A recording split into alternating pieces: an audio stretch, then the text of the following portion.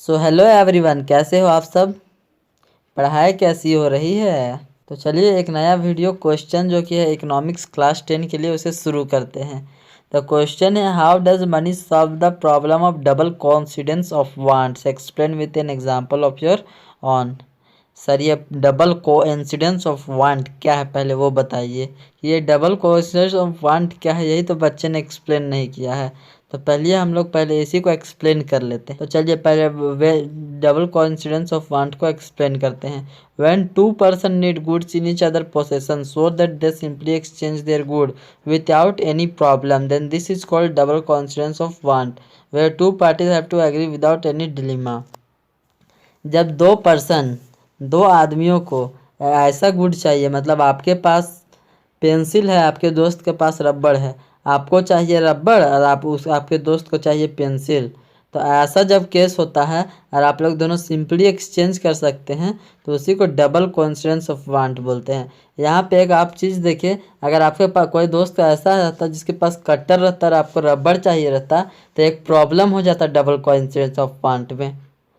तो यही double coincidence of want जो था प्रॉब्लम होता था, यही प्रॉब्लम होता था जब मनी नहीं था। तो मनी ने कैसे सॉल्व कर दिया इस प्रॉब्लम को, वो पूछा है।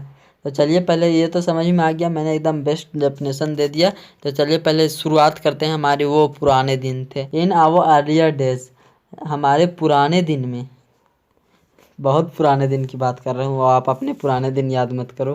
तो इन आवर अर्लियर डेज, जब मतलब हमारे क्या बोलते हैं राजा महाराजा रहते थे उस time, we use barter system का यूज होता था, और जो कि जिसमें डबल कॉन्स्टेंट्स ऑफ वांट का प्रॉब्लम होता था। तो बार्टर सिस्टम में क्या होता था कि आदमी के पास, जैसे आदमी, वही एग्जांपल जो दिया मैंने वही, कि आदमी के पास वेट है, या किसी के पास वेट है और किसी के पास राइस है। अब राइस वाले का, अगर राइस वाले आदमी को चाहिए शूज़, जूता, चावल, जिस आदमी के पास चावल है उसे चाहिए जूता, तो उसे सबसे पहले ढूंढना पड़ेगा ऐसा आदमी जिसके पास जूता होगा। अब फिर उसे ऐसा आदमी ढूंढना पड़ेगा जिसके पास चावल, जिसे चावल के बदले जूता चाहिए।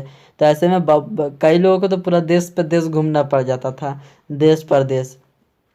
तो बहुत प्रॉब्लम्स होते थे और उसी प्रॉब्लम को मनी ने सॉल्व कर दिया। तो वही मैंने पूरा एक्सप्लेन किया है इसमें। In our earlier days we use barter system in which good और commodity are directly exchange with good और commodities without the use of money, बिना मनी का यूज के। But in such a system two parties are required who are ready to exchange, but thus there is problem in finding such two parties और there is problem of double confidence of want. तो चलिए आगे देखते हैं money ने कैसे solve किया। तो चलिए देखते हैं, money solve the problem of double constants of want because it. अब मनी के लिए यहाँ से इट यूज होगा, सर हनी नहीं है मनी है, चलिए तो ठीक है मनी है ये। तो because it can simply exchange in place of any kind of commodities और गुड्स ऑफ वंस चॉइस और नीड। अब आ गया पैसा, जिसके पास है चावल उसके पास भी है पैसा, तो वो क्या करेगा, जाएगा सीधा पैसा लेके और किसी भी जूते वाले को जिसके पास मतलब खाली जूता किसके पास है वो अब उसे ढूंढना पड़ेगा। अभी भी आप अगर ध्यान से सोचे तो हम लोग को ढूंढना पड़ता है। हम लोग बाजार जाते हैं पैसा लेके तो हम लोग को बाजार में देखना पड़ता है जूता किसके पास है। तो उसी तरह उसका भी अब पैसा आ गया, तो जूते किसी भी एक जूते वाले को पकड़ा, उसने पैसा दिया, जूता लेके निकल दिया।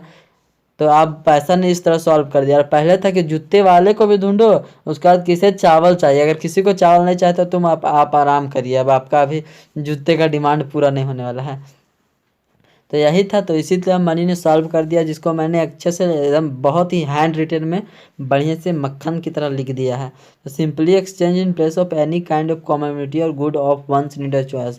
और इसे सेंट्रल गवर्नमेंट मतलब लागू, इसको जो मतलब पब्लिश करता है सेंट्रल गवर्नमेंट है। तो मतलब सेंट्रल गवर्नमेंट इसको अगर लागू करता है तो जितने भी हमारे भारत में हैं सब इसे लेंगे। और अब तो मतलब वो क्या बोलते हैं उसको, ग्लोबलाइजेशन की वजह से या फिर बहुत सारे और चीज़ों की वजह से हमारे पैसे जो है डॉलर में भी एक्सचेंज होने लगे हैं। तो मतलब इसे सेंट्रल गवर्नमेंट मतलब लागू करता है, ये किसी भी चीज़ के लिए एक्सचेंज किया जा सकता है, खाली जूते के लिए ही नहीं, मतलब कि जो चीज़ चाहिए आप उसके लिए एक्सचेंज कर सकते हैं। बस खाली आपको एक ऐसा आदमी ढूंढना पड़ेगा जिसके पास वो चीज़ है। तो इस तरह मनी ने ईजियर कर दिया सेल और बाय, मतलब कोई भी चीज़ के खरीदारी और बिक्री को ईजी कर दिया for people with money. There is no problem, आप double coincidence of want, double को अब सिंगल को इंसिडेंस ऑफ वांट हो गया, क्योंकि मनी को एक्सेप्ट किया जा सकता है किसी भी मतलब चीज़ के लिए, एक्सचेंज के लिए। तो चलिए ये था आंसर, मैंने आपको एक्सप्लेन किया ज़्यादा, इसे पढ़ के कम सुनाया। आप लोग इसे कॉपी में नोट कर लीजिए, अच्छा अगर लग रहा है तो। और एग्जाम्पल बचा हुआ अगर मैंने आपको ध्यान से देखे तो explain with your own example. तो वो एग्जाम्पल ये है, रामू एक फार्मर है जिसे चाहिए चीनी और उसके पास है चावल। तो आप लोग पढ़ लीजिए। अब now if there is no material like money, अब उसके पास मनी जैसा कोई चीज़ नहीं है, तो उसको पहले ऐसा पीपल ढूंढना पड़ेगा जिसके पास चीनी होगा, क्योंकि उसे चीनी चाहिए क्योंकि उसे चीनी चाहिए। After that he have to find such people among them, अब उसके बाद उसे चीनी, जितने जन के पास चीनी है उसमें से ऐसा आदमी को ढूंढना पड़ेगा जिसे चावल चाहिए चीनी के बदले में। तो कई लोग पास जाएंगे, तो पहले देखिए ध्यान से, क्या आप सोचिए, अगर रियल प्रैक्टिकल केस में तो कई लोग जिसके पास चीनी होगा उनके पास जाएंगे, नहीं भाई मुझे चीनी के बदले कुछ नहीं चाहिए, मेरा चीनी सही है।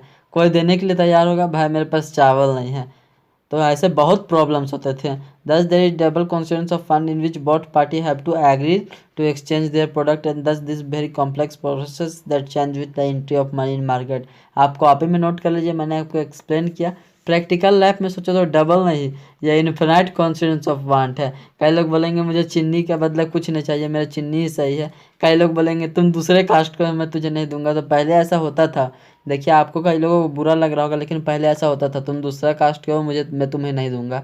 राजा साहब ने मना किया, मैं तुम्हें नहीं दूंगा, मेरे पास चावल नहीं है, तुम्हारा चीनी खराब होता। मतलब इन्फिनाइट बहाने बनते थे और कई लोग देते ही नहीं थे। तो इस तरह यह आंसर होता है समाप्त। जिन्होंने नोट नहीं किया है उनके लिए एक बार फिर से मैं नीचे जा रहा हूँ और मैं बोलते रहूँगा इधर कि अगर आपके पास भी कोई ऐसा क्वेश्चन है जिसका आपको बेस्ट आंसर चाहिए क्लास 10 के लिए, तो आप हमें कमेंट कर सकते हैं, हम आपके क्वेश्चन का वीडियो फॉर्म में आंसर देने का प्रयास करेंगे। तो इतना का स्क्रीनशॉट ले लिया, अब चलिए इतना दिखा देते हैं। तो एक बार इसका भी स्क्रीनशॉट ले लीजिए, अब एक बार इसका स्क्रीनशॉट ले लीजिए। तो ये हो गया कंप्लीट आंसर। इसलिए पढ़ाई करते रहिए। All the very best for your upcoming examination. उम्मीद करता हूँ आप भी 99% मारेंगे CBSE बोर्ड वालों की तरह। तो चलिए पढ़ाई करते रहिए। All the very best.